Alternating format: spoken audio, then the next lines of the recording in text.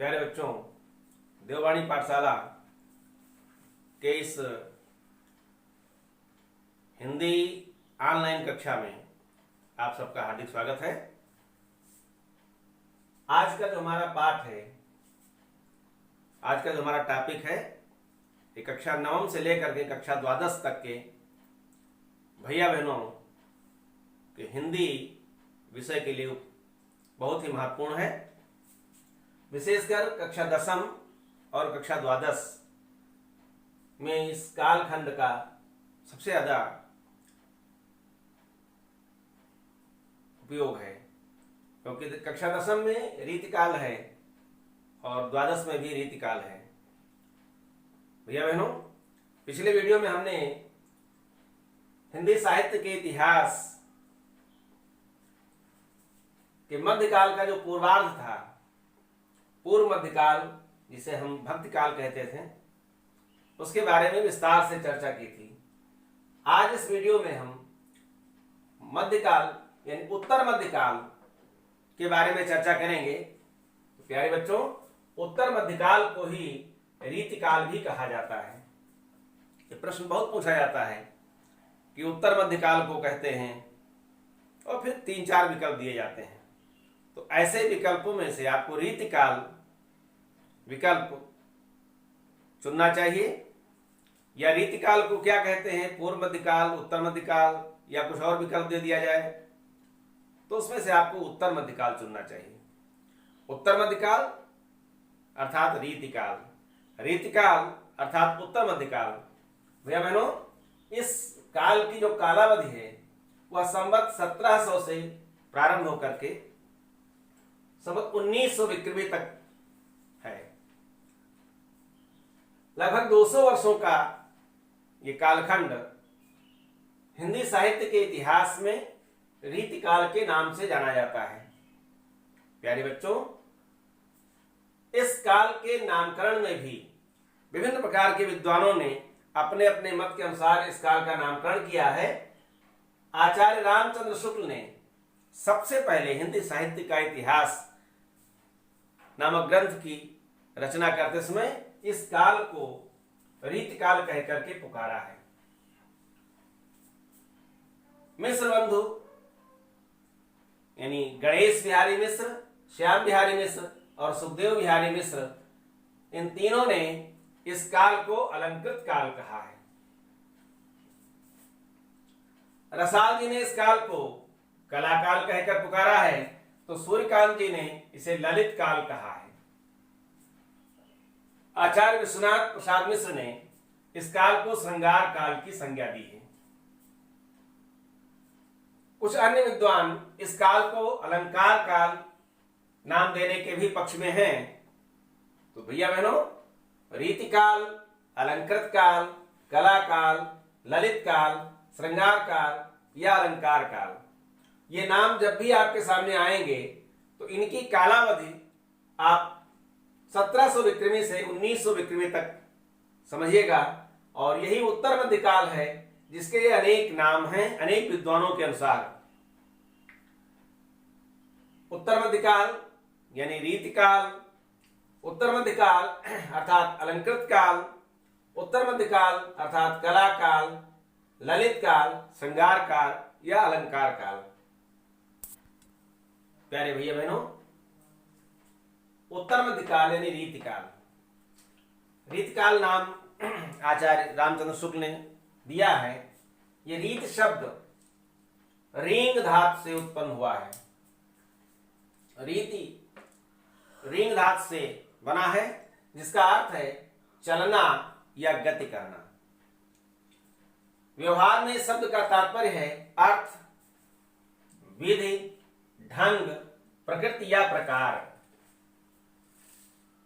भरत मुनि ने प्रकृति को रीति कहा है, तो दंडी ने मार्ग को रीति कहकर के पुकारा है, तो वामन ने रीति को रीति ही कहा है, और मम्मट ने वृत्ति को रीति कहा है। इसमें ध्वनि, वक्रोक्ति, रस, अलंकार, छंद सबका समन्वय मिलता है। भैया बहनों, यह काल संस्कृत साहित्य का बहुत ही ऋणी है। वामन ने रीति को काव्य की आत्मा बताया है और कहा है रीति यानी ढंग ही, रीति ही काव्य की आत्मा है।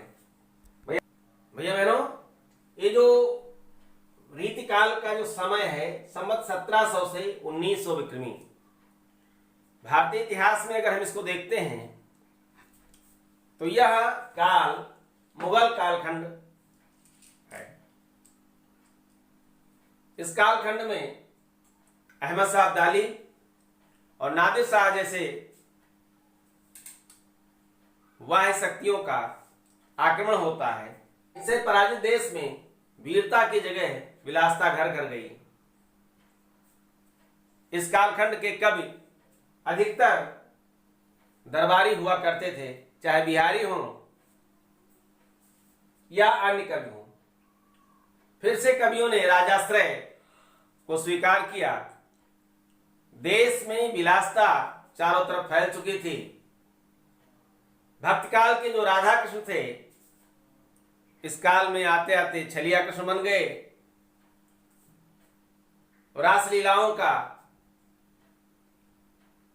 प्रचलन बढ़ गया। मथुरा और वृंदावन विलासता के केंद्र बन गए, रासलीला के केंद्र बन गए। भैया बहनों, इस काल में श्रृंगार परक रचनाओं की अधिकता के कारण इसे श्रृंगार काल भी कहा गया है। इस काल के जो प्रमुख कवि हैं उनको हम अलग अलग ढंग से, अलग अलग प्रकार से परिभाषित कर सकते हैं। इस काल में भैया बहनों, रीति काल में रीति ग्रंथों की अधिकता पाई जाती है। ये रीति ग्रंथ दो प्रकार के हैं। एक वह हैं जो अलंकारवादी हैं और दूसरे वह हैं जो रसवादी हैं। अलंकारवादी रीति ग्रंथों में की रचना करने वाले कवियों में महाकवि भूषण, केशवदास और राजा जसवंत सिंह का नाम आता है। रसवादी कवियों में मतिराम, देव और पद्माकर के नाम विशेष उल्लेखनीय हैं। इसके अतिरिक्त कुछ ऐसे कवि हुए हैं इस काल में जो परंपरा से मुक्त होकर के जिन्होंने काव्य की रचना की है। ऐसे परंपरा मुक्त कवियों में घनानंद, सबल सिंह चौहान ने महाभारत को दोहे और चौपाई छंदों में लिखा है। गोरे, सूदन और लाल ये वीर रस के कवि हैं। वृंद, बैताल, जोधराज तथा गिरधर कविराय इनकी नीति परक रचनाएं देखने को मिलती हैं। और बिहारी लाल तो इस काल के प्रतिष्ठित कवि हैं जिनकी बिहारी सतसई एकमात्र और लघु काव्य ग्रंथ होते हुए भी हिंदी साहित्य का अमूल्य खजाना है। सतसई में बिहारी लाल ने दोहे के माध्यम से, दोहे जैसे छोटे छंद के माध्यम से एक एक छंद में इतने भावों को भर दिया है कि कहा जाता है कि बिहारी लाल ने गागर में सागर भरा है। और ये कहना अनुचित नहीं है। कहत, नटत, रीझत, खिझत, मिलत, खिलत, लजियात, भरे भवन में करत हैं नैना नहीं सो बात। कितनी भावनाओं को, कितने क्रियाकलापों को बिहारी जी ने इस एक ही दोहे में ला करके समेट दिया है। भैया बहनों, ये रीति ग्रंथों की चर्चा हमने आपसे की है।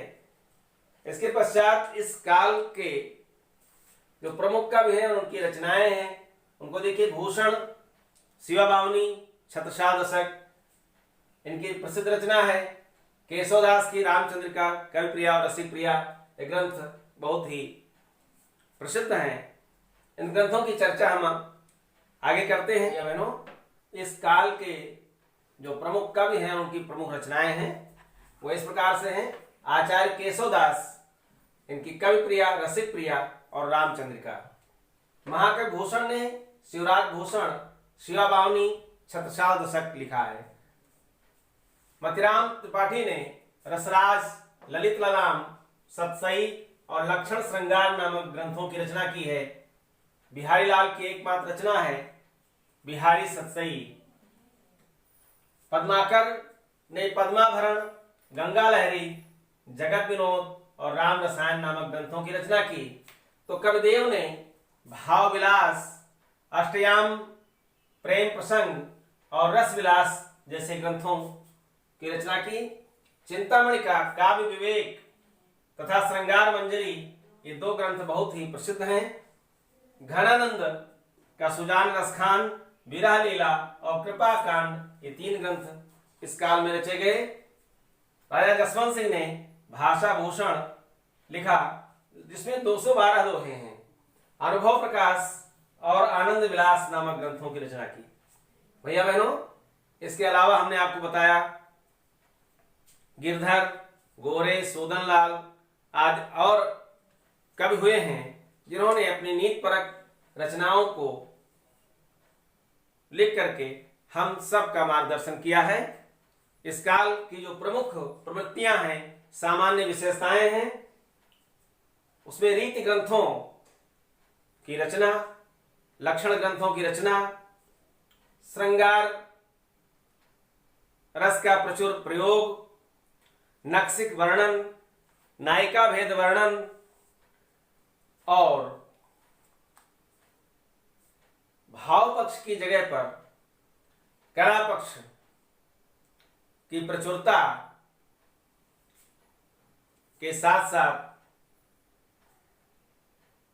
ब्रजभाषा की महत्ता इस कालखंड में देखी जाती है। भैया बहनों, इस काल में प्रकृति का उद्दीपन रूप हम सबके सामने आता है। कवियों ने प्रकृति को उद्दीप्त करने वाली वस्तु के रूप में स्वीकार किया है। प्रकृति का उद्दीपन रूप इस काल की प्रमुख विशेषता है। आपने देखा इस काल के बारे में। अगले वीडियो में हम अगले कालखंड आधुनिक काल के साथ आपको फिर मिलेंगे। तब तक के लिए विदा। आप सब स्वस्थ रहें, सानंद रहें, आपका जीवन सुखमय हो, निरोग हो, सपरिवार सानंद। लॉकडाउन का पालन करते हुए आप अपने घरों में बैठे बैठे हमसे जुड़े रहें, पढ़ते रहें और एक दूसरे को अपने वीडियो शेयर करते रहें। अभी तक हमारे वीडियो को अगर आपने लाइक और सब्सक्राइब नहीं किया है तो उसे सब्सक्राइब कर लीजिए। अपने साथियों को भी बताइए, उन्हें भी बताइए कि ऑनलाइन कक्षाएं हिंदी और संस्कृत की देववाणी पाठशाला पर प्रारंभ हो गई हैं, चल रही हैं। आप उनका आनंद ले सकते हैं। बहुत बहुत धन्यवाद।